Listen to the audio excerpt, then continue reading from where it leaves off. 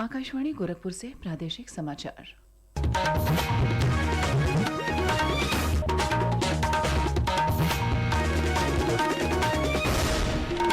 नमस्कार, समाचार बुलेटिन के साथ मैं शिवानी अरोरा। पहले मुख्य समाचार। प्रधानमंत्री नरेंद्र मोदी के जन्मदिन पर कल से शुरू सेवा पखवाड़े के तहत मुख्यमंत्री योगी आदित्यनाथ ने प्रदेश भर में 20,000 स्वास्थ्य शिविरों का किया शुभारंभ। आंगनवाड़ी कार्यकर्तियों को स्मार्टफोन देने और मानदेय वृद्धि की घोषणा। भगवान विश्वकर्मा जयंती पर मुख्यमंत्री ने 12 नए ट्रेड्स को टूल किट और ट्रेनिंग स्कीम से जोड़ने का किया ऐलान। कहा, कई राज्यों के वार्षिक बजट से अधिक कारीगरों को ऋण वितरित कर रही है प्रदेश सरकार। मुख्यमंत्री योगी आदित्यनाथ ने की महिला सुरक्षा और स्वावलंबन से जुड़े मिशन शक्ति की समीक्षा।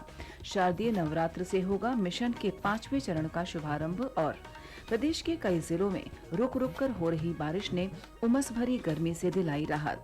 मौसम विभाग ने आज राज्य के पूर्वी हिस्सों में भारी बारिश का जताया अनुमान। अब समाचार विस्तार से। प्रधानमंत्री नरेंद्र मोदी के 75वें जन्मदिन के अवसर पर मुख्यमंत्री योगी आदित्यनाथ ने कल लखनऊ से सेवा पखवाड़ा 2025 का शुभारंभ किया। इस दौरान उन्होंने प्रधानमंत्री को प्रदेशवासियों की ओर से जन्मदिन की शुभकामनाएं दी। मुख्यमंत्री ने कहा कि आज पूरी दुनिया प्रधानमंत्री मोदी के नेतृत्व में नए भारत का दर्शन कर रही है। पिछले 11 वर्षों में प्रधानमंत्री मोदी जी के नेतृत्व में इस नए भारत ने जीवन के प्रत्येक क्षेत्र में अभूतपूर्व सफलताओं के नए प्रतिमान स्थापित किए हैं। क्या अर्थव्यवस्था के क्षेत्र में, क्या विरासत के क्षेत्र में, इंफ्रास्ट्रक्चर के क्षेत्र में, शिक्षा, स्वास्थ्य, हर भारतवासी प्रधानमंत्री मोदी जी के इस यशस्वी नेतृत्व और मार्गदर्शन में गौरव की अनुभूति करता है।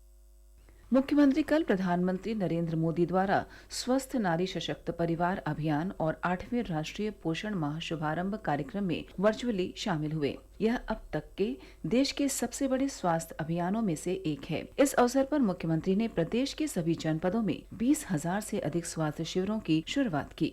इस दौरान मुख्यमंत्री ने आंगनबाड़ी कार्यकर्तियों को उनके उत्कृष्ट काम के लिए स्मार्टफोन देने और मानदेय वृद्धि की घोषणा की। सेवा पखवाड़े के तहत उप मुख्यमंत्री ब्रजेश पाठक ने लखनऊ के वाल्मीकि चौक पर साफ सफाई की। उप मुख्यमंत्री केशव प्रसाद मौर्य ने प्रधानमंत्री को जन्मदिन की शुभकामनाएं देते हुए कहा कि श्री मोदी सबका साथ सबका विकास के मंत्र के साथ देश को आत्मनिर्भर बनाने की दिशा में काम कर रहे हैं। प्रधानमंत्री मोदी के संसदीय क्षेत्र वाराणसी में उनके जन्मदिन पर उत्सव जैसा माहौल रहा। पेश है एक रिपोर्ट।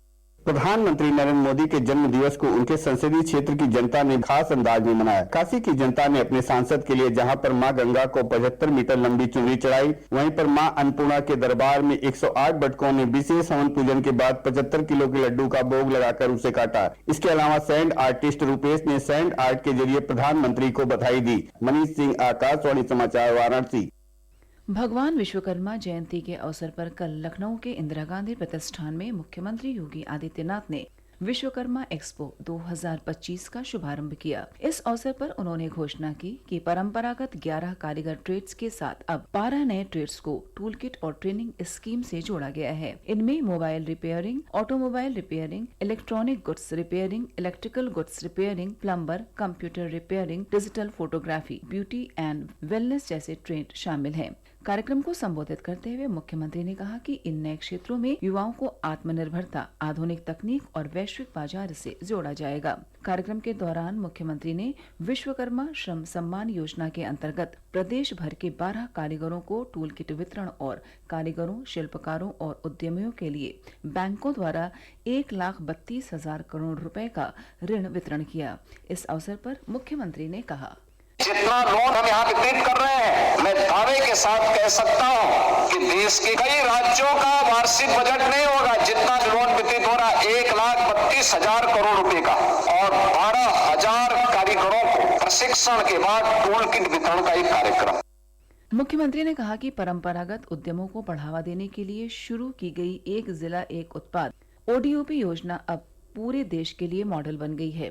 इस योजना ने यूपी को 1,86,000 करोड़ रुपए का निर्यात करने वाला राज्य बना दिया है।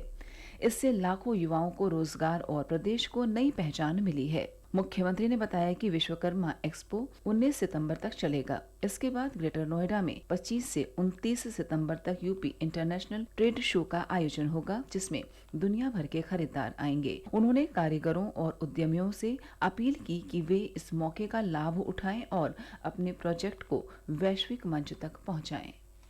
प्रादेशिक समाचार आप आकाशवाणी गोरखपुर से सुन रहे हैं। यह समाचार बुलेटिन हमारे YouTube channel AIR news Gorakhpur और एक्स हैंडल AIR न्यूज_GKP पर भी उपलब्ध है। मुख्यमंत्री योगी आदित्यनाथ ने आगामी शारदीय नवरात्र से महिला सुरक्षा, सम्मान एवं स्वावलंबन को समर्पित मिशन शक्ति के 5वें चरण के शुभारंभ की घोषणा की है। कल देर शाम वरिष्ठ अधिकारियों के साथ लखनऊ में हुई एक उच्च स्तरीय बैठक में मुख्यमंत्री ने कहा कि वर्ष 2020 से प्रारंभ मिशन शक्ति से प्रदेश में महिलाओं और बालिकाओं की सुरक्षा एवं सशक्तिकरण की दिशा में सराहनीय परिणाम मिले हैं। अब तक इसके 4 चरण पूरे हो चुके हैं और आगामी 22 सितंबर से प्रारंभ होकर यह 5वां चरण 30 दिनों तक सतत रूप से संचालित होगा। बैठक में मुख्यमंत्री ने निर्देश दिए कि मिशन शक्ति के 5वें चरण में सभी 57,000 ग्राम पंचायतों और 14,000 नगरीय वार्डों में महिला बीट पुलिस अधिकारियों को चरणबद्ध ढंग से भेजा जाए। मुख्यमंत्री ने कहा कि नवरात्र व अन्य पर्व त्योहारों की अवधि में मंदिरों, धार्मिक स्थलों, मेलों और अन्य सार्वजनिक स्थलों पर महिला पुलिस की विशेष तैनाती सुनिश्चित की जाए। एंटी रोमियो स्क्वाड को और अधिक सक्रिय करते हुए उन्होंने निर्देश दिया कि शोधों के विरुद्ध ऐसी कार्रवाई हो जो नजीर बने, अपराध करने का साहस न कर सकें। निर्वाचन आयोग ने ईवीएम मतपत्रों की स्पष्टता और पठनीयता बढ़ाने के लिए मतपत्रों के डिजाइन और प्रिंटिंग के मौजूदा दिशा निर्देशों में संशोधन किया है। दिशा निर्देशों के अनुसार ईवीएम मतपत्र पर उम्मीदवारों की रंगीन तस्वीरें प्रिंट की जाएंगी और बेहतर दृश्यता के लिए उम्मीदवार का चेहरा तस्वीर के 3/4 हिस्से पर होगा। सभी उम्मीदवारों और नोटा के नाम एक ही फॉन्ट में प्रिंट किए जाएंगे ताकि सभी नाम आसानी से पढ़े जा सकें। प्रधानमंत्री नरेंद्र मोदी ने स्वतंत्रता दिवस के अवसर पर अगली पीढ़ी के वस्तु और सेवा कर GST सुधारों की घोषणा की थी। GST परिषद ने नागरिकों के जीवन को आसान बनाने के लिए कई क्षेत्रों में कर की दरें कम कर दी हैं। GST सुधारों से नवीकरणीय ऊर्जा क्षेत्र में भी सकारात्मक असर पड़ेगा। एक रिपोर्ट। नवीकरणीय ऊर्जा के क्षेत्र में GST दर को 12% से घटाकर 5% करने से स्वच्छ ऊर्जा परियोजनाओं की लागत कम होगी। इसके अलावा लोगों को बिजली अधिक किफायती दर पर मिलेगी और इसका सीधा लाभ आम जनता को मिलेगा। इस कदम से rooftop solar system, solar pump और अन्य उपकरणों की लागत कम होगी, जिससे किसानों और उद्योगों को फायदा होगा और देश में हरित ऊर्जा को बढ़ावा मिलेगा। आकाशवाणी समाचार से बात करते हुए गोरखपुर निवासी नवीन त्रिपाठी ने बताया कि इस कदम से आम आदमी पर आर्थिक बोझ कम होगा और देश की अर्थव्यवस्था को भी बढ़ावा मिलेगा। सरकार ने जो नए GST सुधार किए हैं वो ऊर्जा के क्षेत्र में बहुत बड़ा कदम है। इससे बिजली सस्ती होगी और आम लोगों का खर्च भी कम होगा। ये बदलाव देश की तरक्की के लिए बहुत जरूरी है। अगली पीढ़ी के GST सुधार स्वच्छ ऊर्जा क्षेत्र को बढ़ावा देगी और देश को नवीकरणीय प्रौद्योगिकियों में वैश्विक अग्रणी के रूप में उभरने में मदद करेगी। साथ ही हरित ऊर्जा को घरों के लिए और भी किफायती बनाएंगे। रोहन के साथ नीतिका गुप्ता, आकाशवाणी समाचार, नई दिल्ली। प्रदेश के पूर्वी और मध्य इलाके के कई जिलों में 2 दिन से रुक रुक कर हो रही बारिश ने लोगों को उमस भरी गर्मी से राहत दी है। मौसम विभाग ने आज प्रदेश के पूर्वी हिस्सों में भारी बारिश का पूर्वानुमान जताया है। वहीं पश्चिमी जनपदों में बिजली गिरने की चेतावनी जारी की है। और अंत में इस बुलेटिन के मुख्य समाचार एक बार फिर। प्रधानमंत्री नरेंद्र मोदी के जन्मदिन पर कल से शुरू सेवा पखवाड़े के तहत मुख्यमंत्री योगी आदित्यनाथ ने प्रदेश भर में 20,000 स्वास्थ्य शिविरों का किया शुभारंभ। आंगनवाड़ी कार्यकर्तियों को स्मार्टफोन देने और मानदेय वृद्धि की घोषणा। भगवान विश्वकर्मा जयंती पर मुख्यमंत्री ने 12 नए ट्रेड्स को टूल किट और ट्रेनिंग स्कीम से जोड़ने का किया ऐलान। कहा, कई राज्यों के वार्षिक बजट से अधिक कारीगरों को ऋण वितरित कर रही है प्रदेश सरकार। मुख्यमंत्री योगी आदित्यनाथ ने की महिला सुरक्षा और स्वावलंबन से जुड़े मिशन शक्ति की समीक्षा। शारदीय नवरात्र से होगा मिशन के 5वें चरण का शुभारंभ। और प्रदेश के कई जिलों में रुक रुक कर हो रही बारिश ने उमस भरी गर्मी से दिलाई राहत।